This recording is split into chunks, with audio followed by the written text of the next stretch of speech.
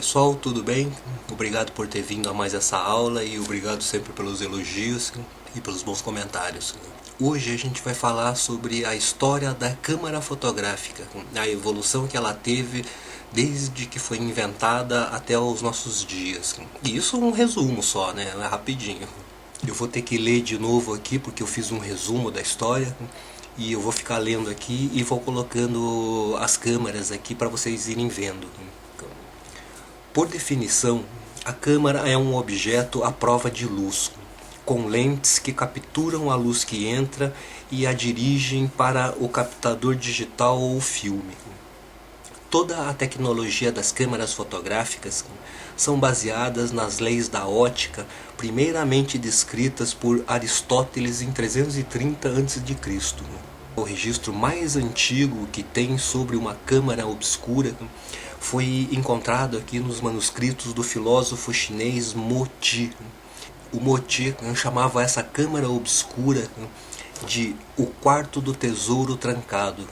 Depois, em 330 a.C., Aristóteles descreve os princípios das leis da ótica que possibilitaram a criação da câmara pinhole, ou a câmara obscura. Por volta do ano 1000 depois de Cristo, Al-Hazen Ibn al-Haytham, ele foi uma grande autoridade na época, na ótica, e inventou a primeira câmara pinhole, ou a câmara obscura.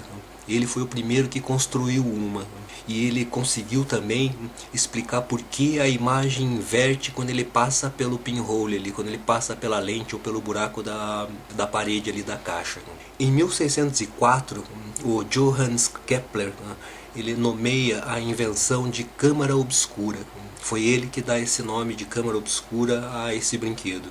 Em 1664-66, o Isaac Newton descobre que a luz é composta de cores diferentes.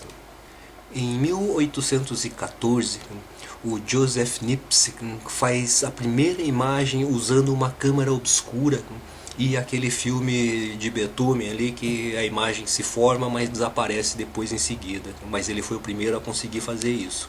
Entre 1800 e 1890, essa câmara obscura, o pinhole, ele vai se aperfeiçoando, ele vai ganhando lentes, vai ganhando mobilidade, vai ganhando essa basculância e vai ganhando obturador, diafragmas e coisas assim. Ele começa a evoluir junto com a evolução do filme também. Em 1859 foi lançada a primeira câmera panorâmica do mercado, que se chamava Sutton, que é essa câmera que a gente está vendo aqui.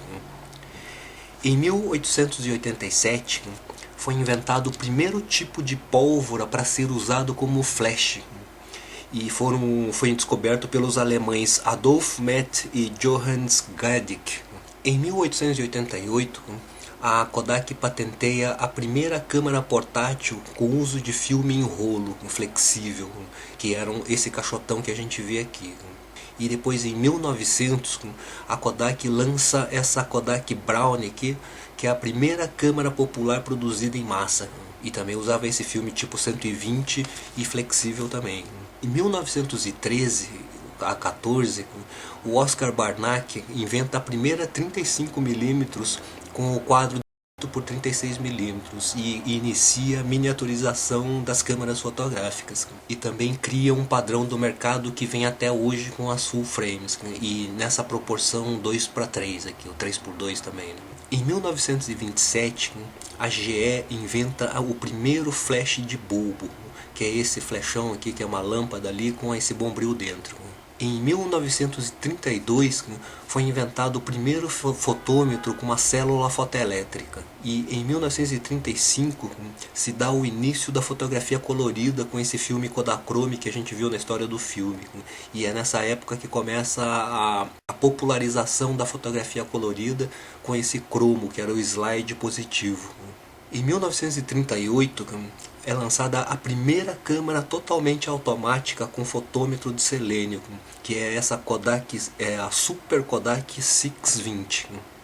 Em 1948, Edwin Land lança a Polaroid preto e branco. Em 1949 é lançada a primeira SLR, que é a Contax S. Foi a primeira câmera a usar espelho e esse cristal aqui para refletir a imagem para ocular. Em 1954 foi lançada a primeira SLR japonesa, que era essa câmera chamada Asahi Flex 2B, e que depois essa fábrica vira a Pentax, que é a Asahi Pentax também. Em 1959, a Nikon lança o modelo F, que é a primeira câmera sistema e que todas as partes da câmera é intercambiável. E isso era um sistema de flexibilidade desse tipo de câmera para ser usada em vários tipos de situações, onde precisava de fotômetro, motor drive, lente, back de 250 fotografias e várias outras coisas. Tinham vários acessórios que se encaixavam nessa câmera e ainda se encaixam, né? Até hoje tem esse tipo de sistema, mas não tão desmontável quanto era antigamente. E essa câmera dá para se ver na aula 1 ali, que é onde eu desmonto essa Nikon F2A.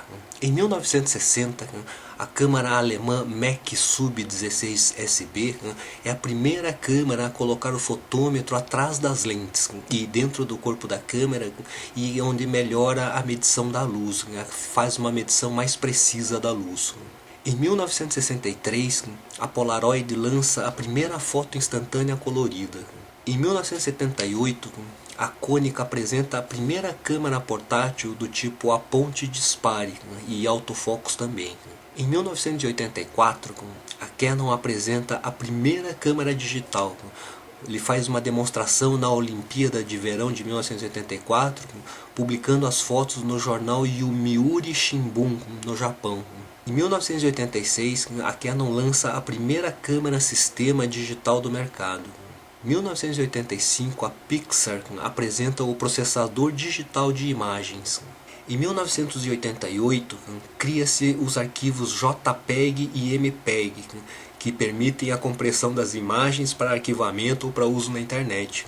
Em 1988 também, a primeira câmera verdadeiramente digital foi a Fuji DS1P, que gravava num cartão interno de 16 MB. E essa câmera não foi comercializada. Em 1990 foi lançada a primeira câmera digital comercializada. Foi a Logitech G-Cam modelo 1. Usava CCD e conectava direto com o computador. Em 1991 a Kodak apresenta a linha DSC-100. E essa é a primeira câmera de uma longa linha dessa família DSC, que vem até poucos anos atrás. E eram na maioria câmeras e lentes da Nikon adaptados pela Kodak para esse conjunto. O sensor dessa câmera captava imagens de 1.3 megabytes e custava $13 mil. Em 1995 é lançada a primeira câmera com tela LCD, que foi a Casio QV10. Em 1999 a Nikon lança a D1, a primeira SLR feita por uma grande fabricante e totalmente digital, e captava imagens de 2.75 megabytes e custava $6 mil.